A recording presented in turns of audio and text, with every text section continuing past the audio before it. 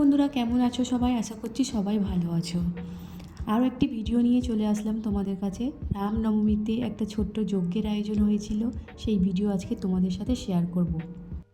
প্রায় অনেকক্ষণ আগে যজ্ঞ শুরু হয়ে গিয়েছে। হিন্দিতে এত স্পিডে পুরোহিত মশাই মন্ত্রপাঠ করছিল যে আমি কিছু বুঝতেও পারছিলাম না, শুধু হাত জোর করে ওখানে বসেছিলাম। কিন্তু ভগবান রামের উদ্দেশ্য করে কিছু বলছিলেন, এইটুকু বুঝতে পারছিলাম।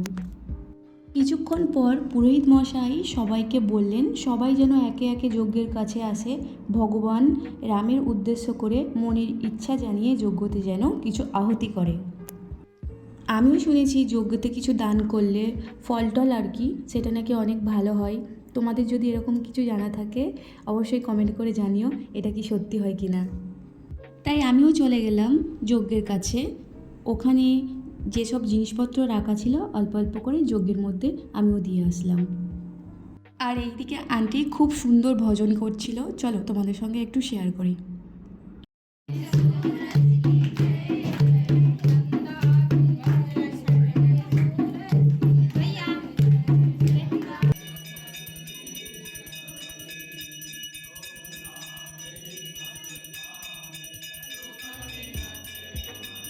আমাদের পুজো এখন কমপ্লিট হয়ে গেছে।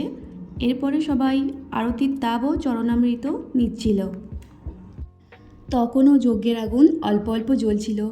সারা এরিয়াটা জুড়ে একটা সুন্দর ঘিয়ের গন্ধ বেরোচ্ছিল।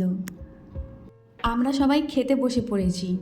পাড়ার ঠাকুর বিসর্জনের পর লাইন দিয়ে খিচুড়ি খেতে বসে পড়েছি, এমনটা মনে হচ্ছিল যেন। খাবারে ছিল পুরি, ছোলা, জিরা রাইস, মিক্স ভেজ, স্যালাড আর ক্ষীর তো থাকবেই।